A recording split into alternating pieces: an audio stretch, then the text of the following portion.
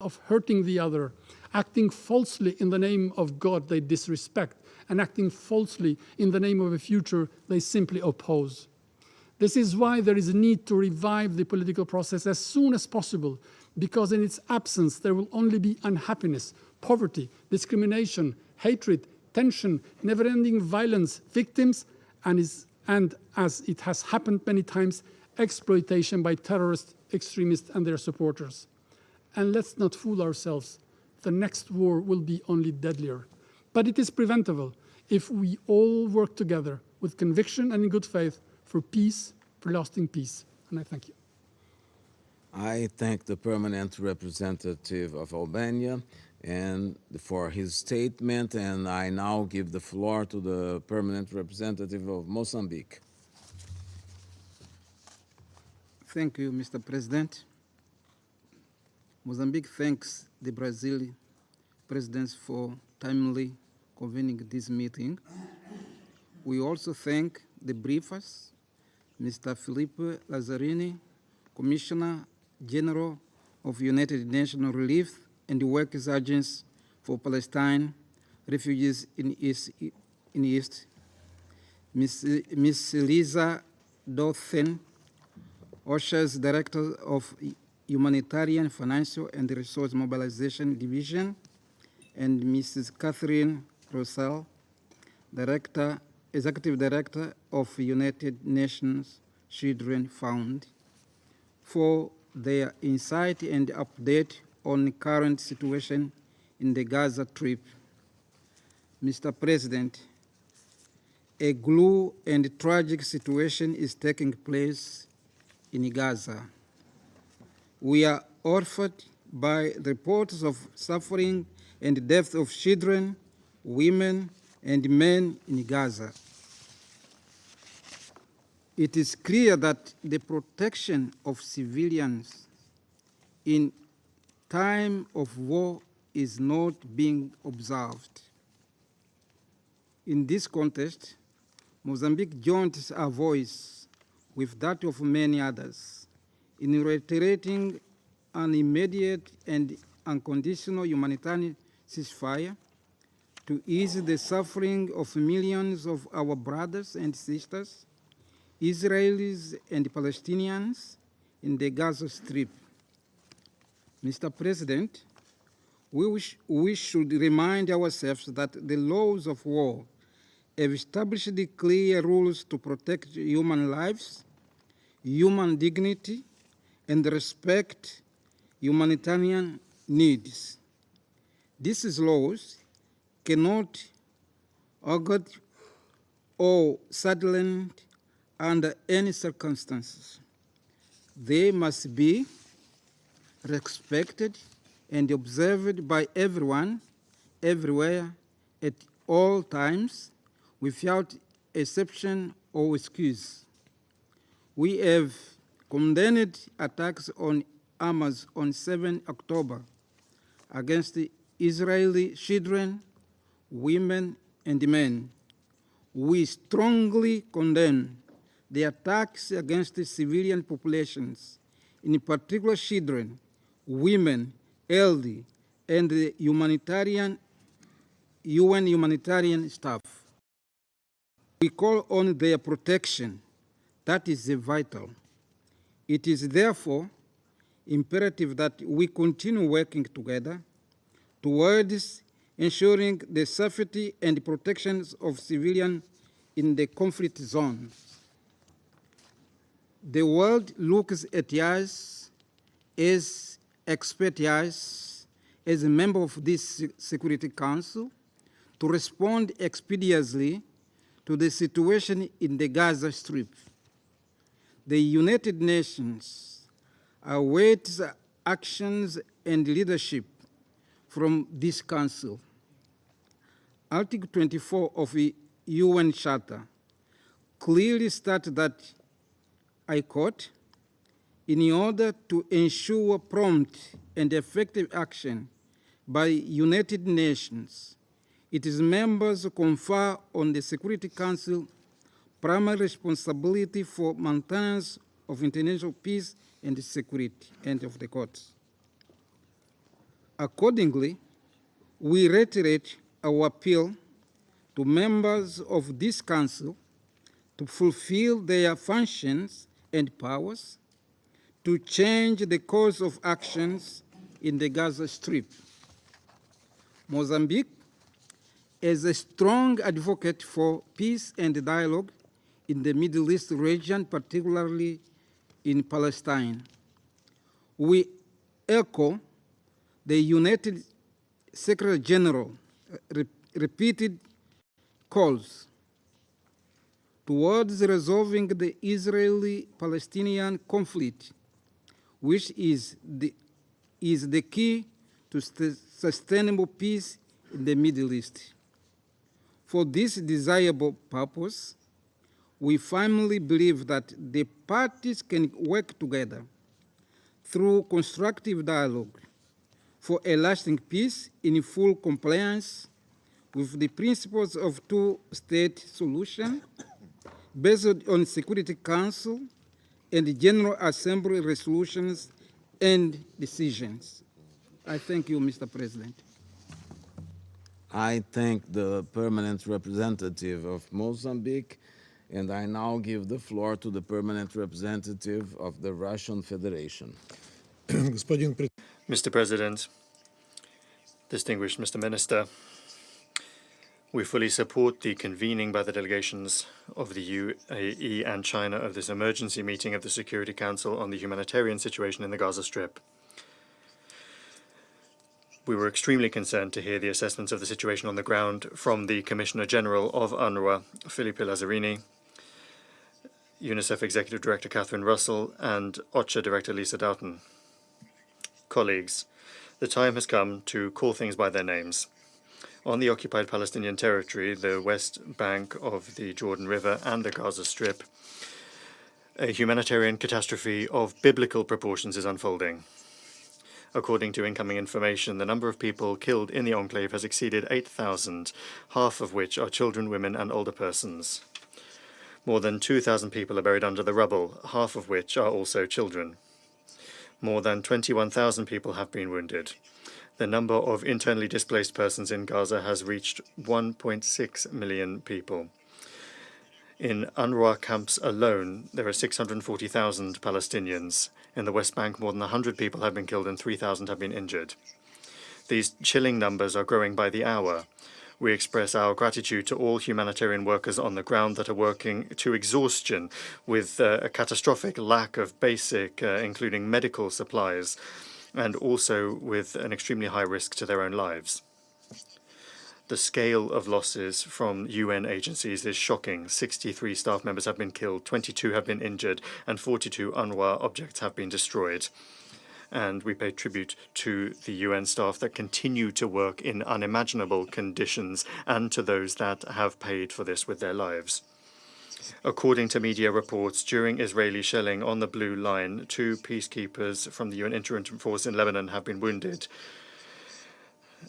The largest hospital in Gaza, Al-Quds, is under the threat of attack from the IDF. The Israeli Air Force is launching strikes 50 meters from facilities, demanding immediate evacuation. Almost 640,000 IDPs have found refuge in 150 UNRWA sites across the Gaza Strip.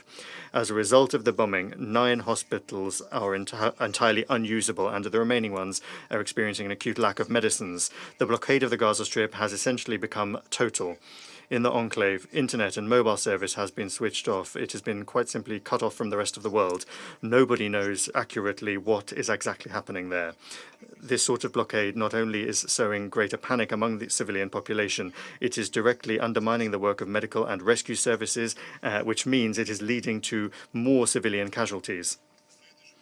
For this reason, it was not possible to agree on the 28th of October for the passage of another humanitarian convoy across the Rafah crossing point. We categorically condemn these actions, particularly in a situation in which, after shutting off communications, the most powerful airstrikes were launched on the enclave since the beginning of this escalation. In the conditions of active hostilities, the humanitarian response remains essentially nominal. Through the Rafah crossing point, the only point from Egypt, since the 21st of October, only 94 trucks have made it through, and according to incoming information, Israel is even stymieing these meager deliveries. As a result, in the Gaza Strip, there is an acute lack of everything: water, fuel, food, medicines, and people are frightened and have been driven to despair. On the 28th of October, upon the decision of the military political leadership of Israel, the armed forces of that country, ignoring the position clearly expressed by the international community in the UN General Assembly resolution adopted the previous day, began a ground operation in the Gaza Strip. After extremely intensive airstrikes, the Israeli army began to enter the territory of the enclave from several directions: in the south near Bureij refugee camp and Khan Yunis, and in the north near Beit Hanun. Colleagues, the Israeli authorities have different ways of describing their actions: expanding operations or preparing a bridgehead. But that's not the point. The point is that despite the unambiguous reaction around the world, West Jerusalem has begun the practical implementation of its plans to clear the enclave. In response, we have heard from the head of the Israeli Foreign Ministry saying that Israel rejects outright the UN's despicable call for a ceasefire. End quote.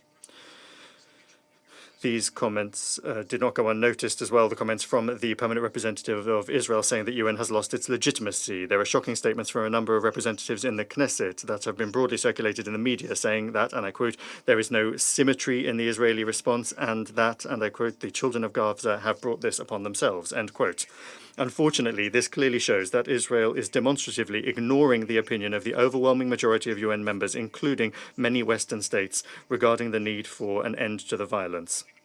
This appalling situation has also been brought about because, due to the US position, the Security Council has essentially been paralyzed and has still not been able to adopt a resolution with an immediate demand for a ceasefire. We have twice made attempts to do so, but Washington and Western Jerusalem have entirely other plans: to wipe out the population of Gaza, or to force them out of the Gaza Strip, and to force the remaining Palestinian population to assimilate into Israel so as to resolve the Palestinian problem that way. In the context of the unprecedented scale of the escalation of the Palestinian-Israeli conflict, we also have to note the current rise in tensions on the Syrian-Israeli border, which is linked to the active external interference coupled with the illegal military presence of the USA in the north and northeast of the Syrian Arab Republic. On the 26th of October, US forces, upon the instructions of President Joe Biden, launched strikes on two objects in the Abu Kamal area in the east of Syria. Washington said that the attack was undertaken in exercise of their so-called right to self-defense, American style. And this is thousands of kilometers from U.S. territory. These illegitimate and in no way justified actions by Washington are nothing other than a gross violation of Syria's sovereignty and the norms of international law. In the present circumstances, such an illegitimate use of force could have extremely dangerous consequences because it could provoke an armed escalation encompassing the entire region. Colleagues, the time for half measures and half-hearted glib appeals is past. No humanitarian pauses will help.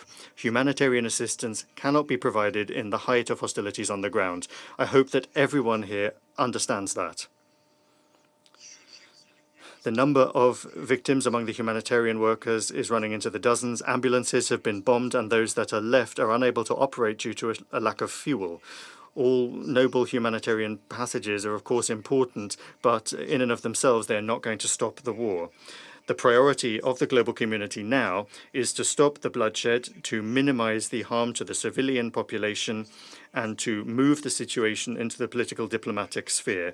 There must be a consolidation of collective efforts aimed at relaunching a fully fledged negotiating process between Israelis and Palestinians, with the aim of realizing the UN-endorsed two-state solution. Upon the basis of that, an independent Palestinian state should be created in the 1967 borders, with East Jerusalem as its capital, coexisting in peace and security with Israel. Mr. President, I would like to ask the permanent representative of the USA a question. Can you explain why you oppose a ceasefire? Does this mean that the USA, as a permanent member of the Security Council, supports the doctrine of a massive retaliation in Gaza? Where is your compassion for civilians that you so eloquently express at every Security Council meeting on Ukraine? And that's even though the lives of civilians in Ukraine are far from facing the same level of threat as Palestinians in Gaza. Or is it that you only think about those who are in the European continent, and that Palestinian lives don't stir any emotions in Washington? And I would like to put the same question to the other Western delegations in the Council, who shamefully abstained on all of our draft resolutions calling for a ceasefire. Colleagues, your double standards are more than evident. The populations of your own countries are now calling for an answer to that, where there are mass demonstrations in support of Palestine. In this situation, the Russian Federation is making intensive efforts to de-escalate the situation on the ground, aimed at rapidly resolving the crisis. We have sent a clear signal to all of the parties involved. There must immediately be an end to the ensuring of humanitarian corridors for the emergency provision of humanitarian assistance to all those who need it. And President Putin has been extremely clear. We categorically will not accept and condemn any terrorist acts. We express condolences to all those who have lost their loved ones in Israel and in Palestine and in other countries. But while condemning terrorism and the taking of hostages and demanding their unconditional release, we categorically cannot agree that the threat of terrorism can be responded to while violating the norms of international humanitarian law, including the indiscriminate use of force on objects of civilian infrastructure where civilians are known to be located, and alongside addressing the urgent tasks to end the current escalation of violence, we must immediately begin to agree on a strategy for collective actions for a political settlement to the conflict. In the past, this was done by the quartet of international mediators. However, the USA has done everything to undermine this effective instrument. On the agenda is establishing a collective mediating mechanism with an active role for states in the region. This is supported by the positive trends that before the previous the current escalation in Gaza were evident in the Middle East. The Saudi-Iranian normalization, the reintegration of Syria into the League of Arab States, and the steady improvement in interstate relations between Syria and Turkey. All of this proves, all of this proves that the countries in the region are, when they take the situation in hand, and are not subjected to pressure from outside the region, they can achieve a great deal to stabilize the Middle East. Given the growing escalation in the Palestinian enclave and the unthinkably vast consequences for the civilian population, which is cut off from outside supplies, we believe it is important to hold regular open briefings such as the one today. The humanitarian situation in the Gaza Strip, without any discrimination, must remain within the focus of our constant attention as takes place in the context of other crises. Mr. President, shift the focus from the tragic events surrounding the Palestinian-Israeli conflict, touched upon the 29th of October incident in Makhachkala airport in Dagestan in Russia. Exhaustive comments on this have already been provided by the Russian leadership and representatives of the regional authorities and the Muslim leadership. Assessing will be provided by the Investigative Committee of Russia, which has launched criminal cases into this disorder. Dozens of people participating in this disorder have already been arrested and questioned. It's clear that any illegal actions are unacceptable. However, attempts to paint an unsanctioned action in the airport as an outbreak of anti-Semitic feeling in Russian society, particularly in the North Caucasus, is unacceptable. This region has long been an example of the peaceful and friendly coexistence of those from many different peoples. In Russian society, unlike Western societies, the principles of tolerance and religious and racial grounds are well-rooted. In our society, there is the coexistence of the representatives of all of the main faiths: Christianity, Islam, Judaism, and Buddhism. As is confirmed by data from the Russian security services, the events in Makhachkala are clearly clearly show signs of external interference, including information interference through social networks. And the traces of that, you will be not surprised at all, come from Ukraine. Some wish to abuse the situation and play on the feelings of Muslims in Russia by showing terrible pictures from the Gaza Strip, showing the horrors that are taking place there, the deaths of women, older persons, children, and medical workers.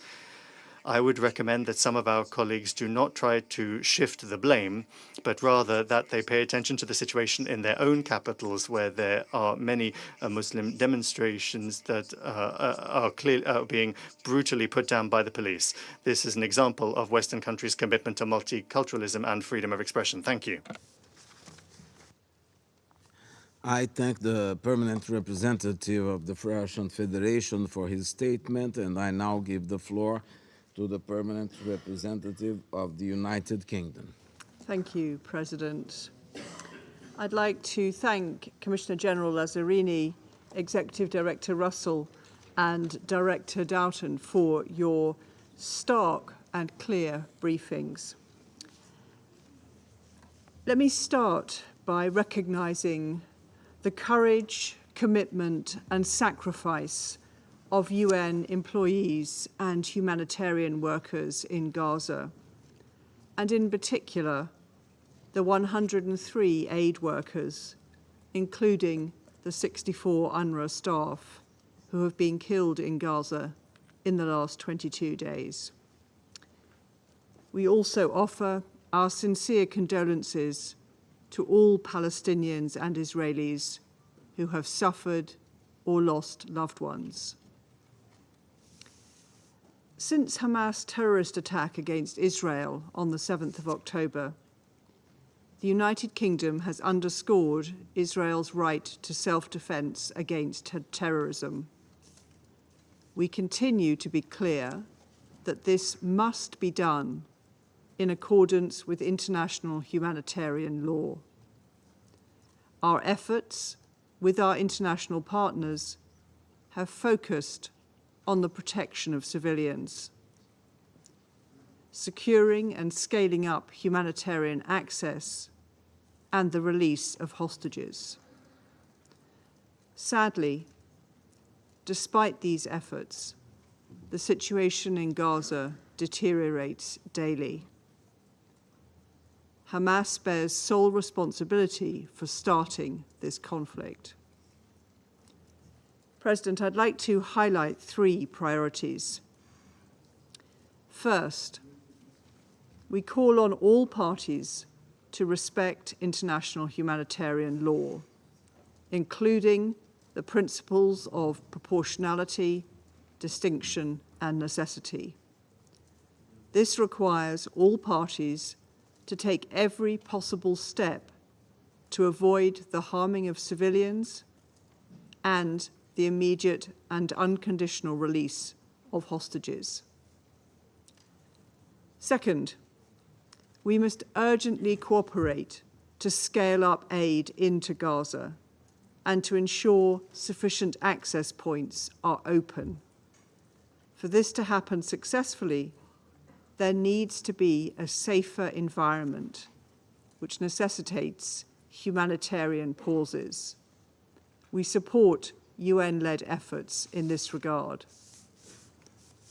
Since the latest escalation in Gaza, the UK has committed over $36 million in additional aid to the occupied Palestinian territories. An RAF flight arrived in Egypt on the 25th of October, carrying 21 tons of UK aid for Gaza. But the access environment needs to improve immediately so that these and other life-saving resources can reach the people who desperately need them. Third, we cannot allow this conflict to spread. We call on all countries in the region to help avoid escalation and warn non-state actors not to exploit the current situation. President, the Palestinian Authority has a key role as the legitimate representative of the Palestinian people. We call on Israel and other states to support the PA. We call on Israeli authorities to tackle the rising number of settler attacks and killings in the occupied West Bank, recalling that it is their responsibility to protect Palestinian civilians there. The UK retains the long-term goal of a two-state solution with Israel and Palestine coexisting peacefully. To reach that goal, we have a responsibility to ensure a plan for Gaza that offers the population hope, security, stability, prosperity, and effective governance so that their political wishes can be fulfilled. In this regard, some fundamental principles apply. There should be no mass displacement of Gazans to neighbouring countries. The Palestinian Authority should play a central role, and nothing should be done that cuts across progress towards a two-state solution, with Gaza as an integral part of a Palestinian state. Thank you, President.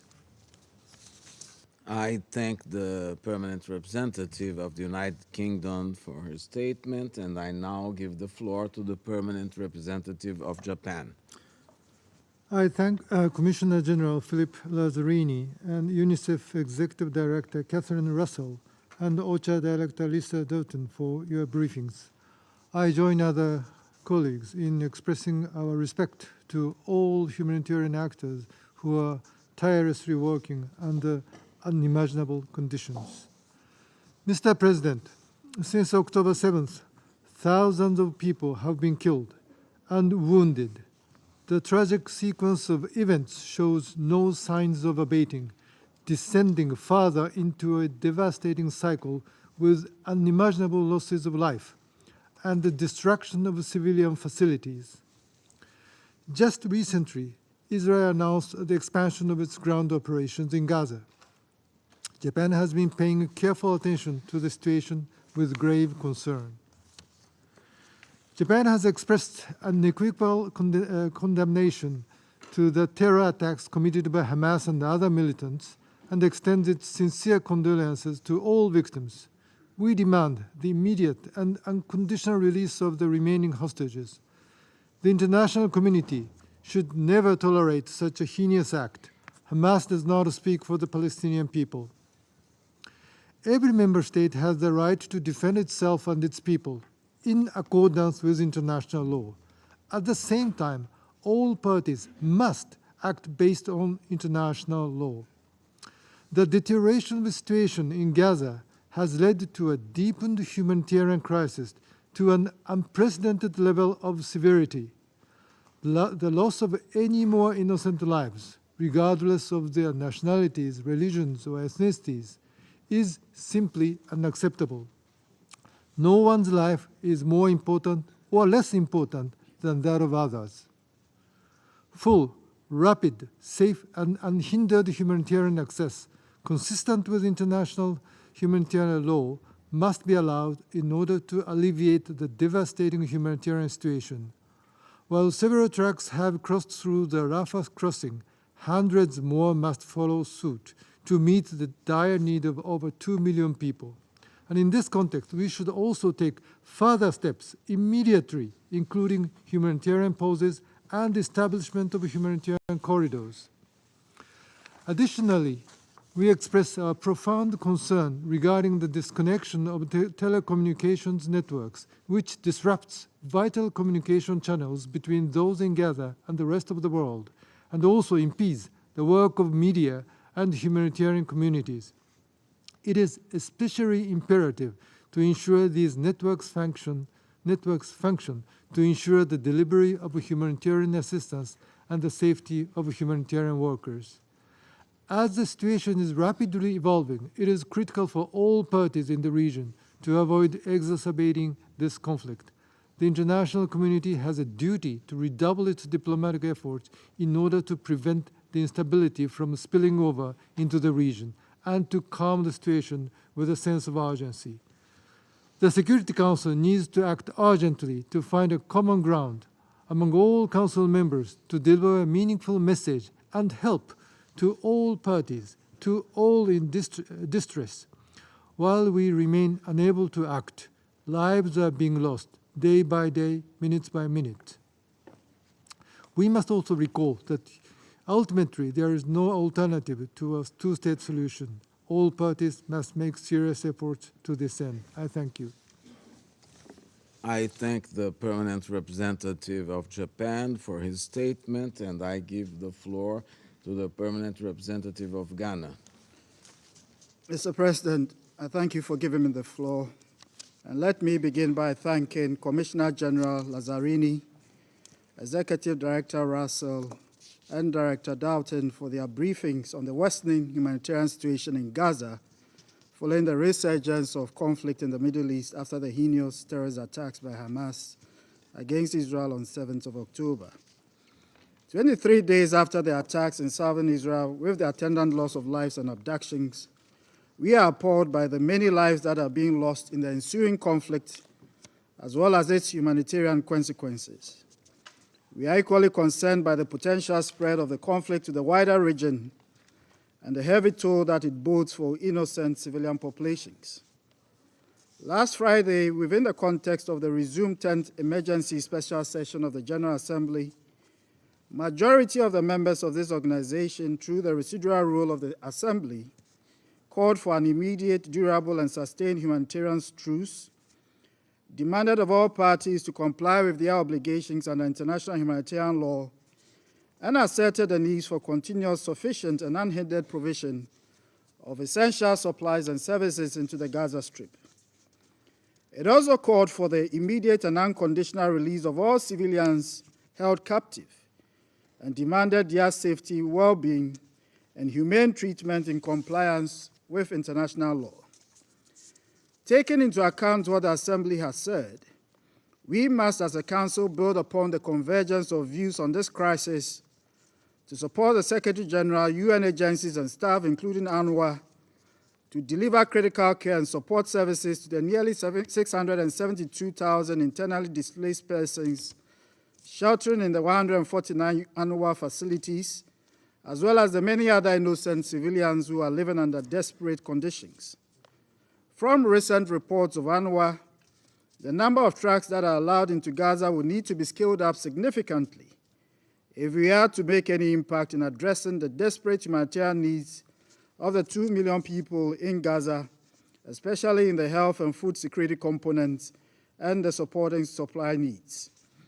In this context, we appeal to Israel, Egypt, and other stakeholders to work constructively towards enhanced humanitarian access through the Rafah border crossing, and to all donors to step up financial and material contributions to UNRWA to meet the growing and urgent humanitarian needs of the people of Gaza. We must also use the weight of the Assembly's decision to strenuously encourage the efforts of leaders in the region, especially Qatar, as well as the ICRC, that have been at the forefront of negotiations to secure the release of all Israeli and foreign hostages, to impress upon the Hamas militia to heed the demand of the international community for the immediate and unconditional release of all captured civilians. Holding innocent civilian populations as captives is wrong and unacceptable, regardless of the motives. Mr. President, the past 23 days has also been one of blood, pain, and anguish, as we have not seen in the region in recent times. Not to make further efforts to stop the fighting would be truly tragic. We encourage regional and international leaders to act as moderating influence on the parties, to help de-escalate the conflict and prevent its further spread in the region. The impact of the conflict on women, children, and the elderly has been enormous, and we owe it to them on both sides to bring this crisis to an end.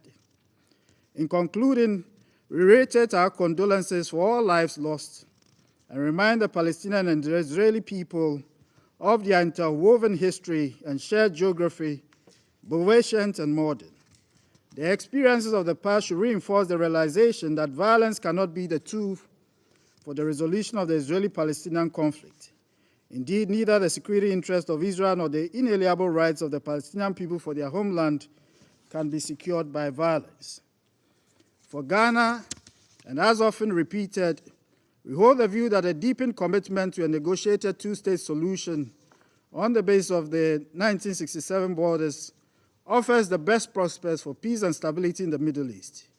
We hope that in furtherance of this Council's responsibilities, we can find a consensus to end this conflict, bring the parties to the table of dialogue, and help deliver a secure and assured statehood for both Israel and Palestine sooner rather than later.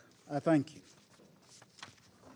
I thank the permanent representative of Ghana for his statement. The representative of the United States has asked for the floor to make a further statement.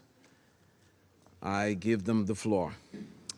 Thank you, Mr. President. My apologies for taking the floor, but I need to respond to some comments made by the Russian permanent representative. Since the beginning of this conflict, the Russian Federation has spared no moment trying to either directly or indirectly blame the United States for this crisis. It is irresponsible. It is false that we are responsible in some way for what is going on. No state has worked harder than the United States to try to resolve this situation, and we continue to work hard to do so. This is a typical Russian narrative that has, again, no basis in fact. Russia, frankly, has no credibility. Its prevarication knows no bounds. It claims to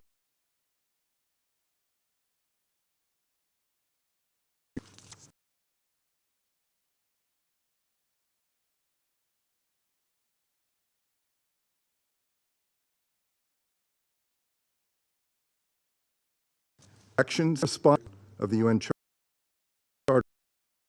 All the it has been of this everything. The United States will can to and my and be a responsibility to try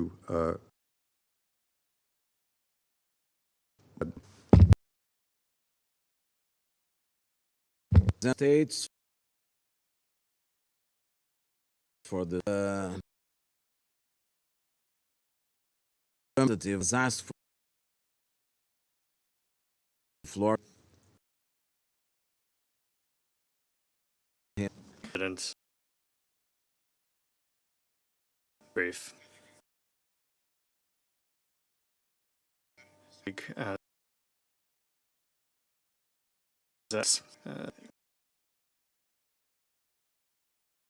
To the rhetorical question answer to, because it's already anyway. How many has the humanitarian situation of the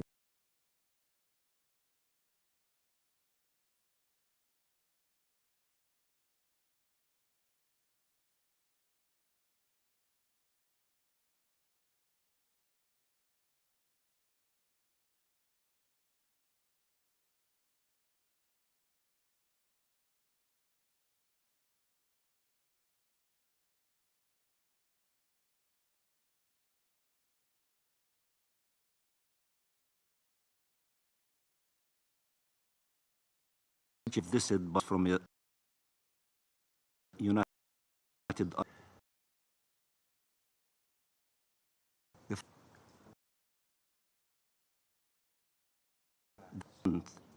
is an Brazil agreement sure will see from every other to bring a tragedy the people in the Gaza Palestinian